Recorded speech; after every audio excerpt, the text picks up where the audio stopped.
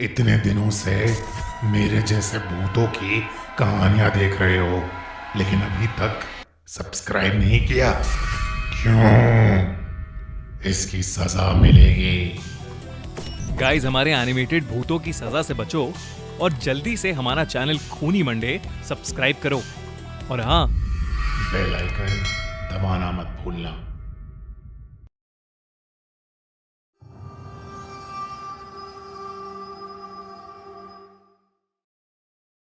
Honjo the joker. कुछ चीजें इंसानों की सोच से परे होती हैं। जो बातें शायद सुनने में अनबिलीवेबल या झूठी लगें, उनका सच होना उतना ही मुमकिन होता है जितना एक सूखे पत्थर पर पौधे का उगना। आज की कहानी भी कुछ ऐसी ही है। सैम, जॉन और उसकी छोटी बहन लिंडा अपने घर के पास में लगे एक मेले में गए। वहां हर किस्म की राइड्स और खाने की चीजें थीं। घूमते घूमते वो मेले में एक ऐसी जगह पहुंचे जहां पर कोई नहीं था। बस सामने एक बड़ा सा टेंट लगा था जिसके ऊपर एक वार्निंग जैसा कुछ लिखा था, you don't wanna meet Honjo. यानी होन्जो से ना मिलने में ही भलाई है। उस टेंट के आगे लगे स्पीकर्स से एक बहुत ही डरावनी जोकर की हंसी की आवाजें आ रही थी। लिंडा तो उस टेंट को देखकर ही डर गई और जॉन ने भी अपने कदम पीछे कर लिए। पर सैम थोड़ा अलग नेचर का था। उसको हर चीज में खुद को बड़ा दिखाना बेहद पसंद था। उसने जॉन और लिंडा का मजाक उड़ाया और उस टेंट की तरफ बढ़ने लगा। उस टेंट की एंट्री के पास पहुंचते ही एक मोटा सा आदमी रंग बिरंगा कोट पहने सैम के सामने आ गया। उसने अपने मुंह में एक जलती सिगार रखी हुई थी। उसने सैम को देखते ही मुस्कुराते हुए कहा, सही दरवाजा चुनोगे तो तुम आजाद हो, पर अगर गलत चुनोगे तो तुम्हें होन्जो मिलेगा। इतना कहकर वो आदमी जोरों से हंसने लगा। अब सैम उस क्रीपी आदमी से मिलकर थोड़ा घबराने लगा था। ऐसा अजीब आदमी उसने पहले कभी नहीं देखा था। उसने पीछे मुड़कर जॉन को ढूंढा और जैसे ही वो वापस घूमा, वो आदमी उसके पीछे से कहीं और चला गया। अगले दिन जॉन के घर पर तीनों बच्चे मेले में लगे उस टेंट के बारे में इंफॉर्मेशन खोजने लगे। तभी जॉन के हाथों एक ऐसा आर्टिकल लगा जिसे देखकर उन तीनों के होश उड़ गए। उसमें लिखा था कि करीबन 50 साल पहले होन्जो नाम का एक जोकर बहुत फेमस हुआ करता था और वो अपने सभी करतब सिगार पीते हुए करता था। एक दिन उसकी सिगार की वजह से ही उसके टेंट में आग लग गई और वो खुद ही उस आग में जलकर मर गया। उसके कई सालों बाद मेले में लगने वाले हॉन्टेड हाउस में लोगों को डराने के लिए होन्जो का पुतला लगा दिया जाता है। पर कुछ लोगों का मानना है कि होन्जो की आत्मा आज भी उन पुतलों में जिंदा हो जाती है। जॉन और लिंडा के तो ये पढ़कर ही पसीने छूट गए, पर सैम ये पढ़कर जोर जोर से हंसने लगा और जॉन और लिंडा के डरने का मजाक भी उड़ाने लगा। जॉन को सैम का हंसना पसंद नहीं आया और उसने सैम को उस टेंट के अंदर अकेले जाने के लिए चैलेंज कर दिया। सैम ने फिर से हंसते हुए जॉन को जवाब दिया कि वो उसका चैलेंज एक्सेप्ट करता है और उसने इतना भी कहा कि वो उस टेंट के अंदर जाएगा भी और होन्जो के उस पुतले से उसकी लाल नाक भी चुरा कर लाएगा। और अगर उसने ऐसा किया तो जॉन को वो जोकर की नाक पहनकर स्कूल जाना होगा। उसी रात को सैम उस मेले के भूतिया टेंट के पास चला गया। एंट्री पर उसे फिर से वही सिगार पीता हुआ आदमी मिला। टिकट खरीदकर सैम उस टेंट के अंदर चला गया।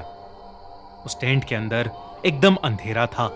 पहले सैम को बहुत से अजीबोगरीब शीशे दिखे और तरह तरह के डरा देने वाले पुतले भी। पर सैम कमजोर दिल का नहीं था। वो हंसता खेलता बस आगे बढ़ता चला जा रहा था। आगे चलते चलते सैम एक बंद कमरे में पहुंच गया। उसने एक दीवार पर पीठ लगाई और आगे जाने का रास्ता खोजने लगा। लेकिन तभी उसके पीछे की दीवार एक दरवाजे की तरह खुल गई और सैम उसके अंदर चला गया। अब सैम एक ऐसे कमरे में पहुंच गया था जिसके चारों तरफ सिर्फ बहुत सारे टेढ़े मेढ़े रंग बिरंगे दरवाजे थे और हर एक दरवाजे के ऊपर एक नंबर लिखा हुआ था।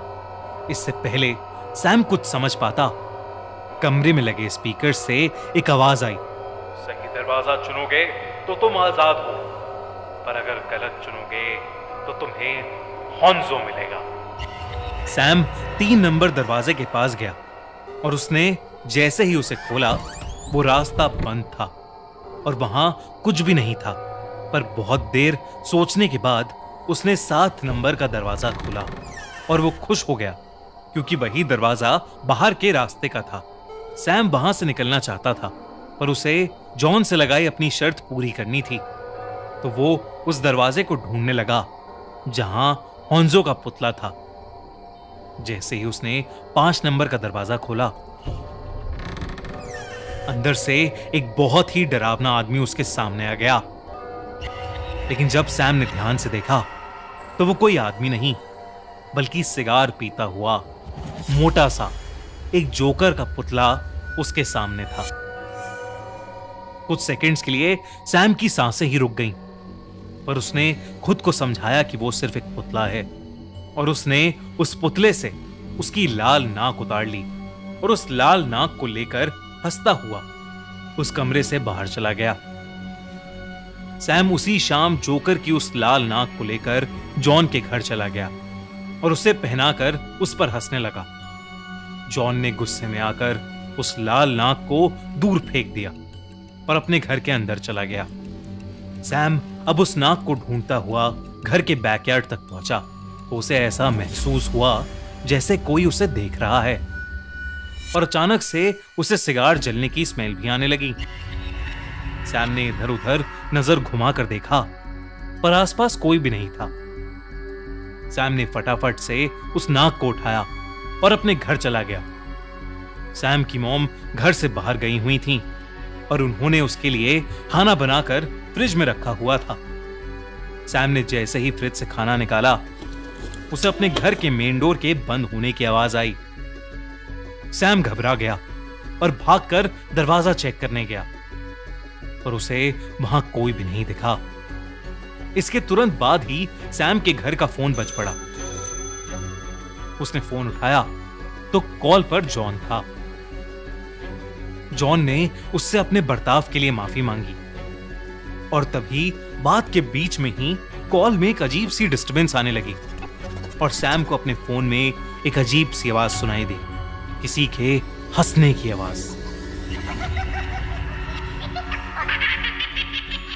फोन के दूसरी ओर एक बहुत ही डरावनी हंसी की आवाज थी, बिल्कुल वैसी ही जैसी उस मेले के टेंट के स्पीकर से आ रही थी। वो हंसी सुनते ही सैम के हाथ से फोन छूट गया। उसे थोड़ा शक था कि शायद जॉन उसके साथ कोई मजाक कर रहा है, लेकिन उसने फिर से अपने फोन से जॉन को फोन मिलाया, पर इस बार भी फोन से जॉन की आवाज नहीं आई, बल्कि फिर से सैम को वही डरावनी हंसी सुनाई दी। उसने तुरंत फोन काट दिया, लेकिन वो हंसी की आवाज अभी भी बंद नहीं हो रही थी और फिर धीरे धीरे वो आवाज उसके पूरे घर में गूंजने लगी। सैम की हालत अब घबराहट के मारे खराब होने लगी थी। तभी उसने देखा कि किचन की दीवार पर लाल रंग से HONZO हॉन्जो लिखा हुआ था और उसके पूरे घर में सिगार का धुआं भर गया था।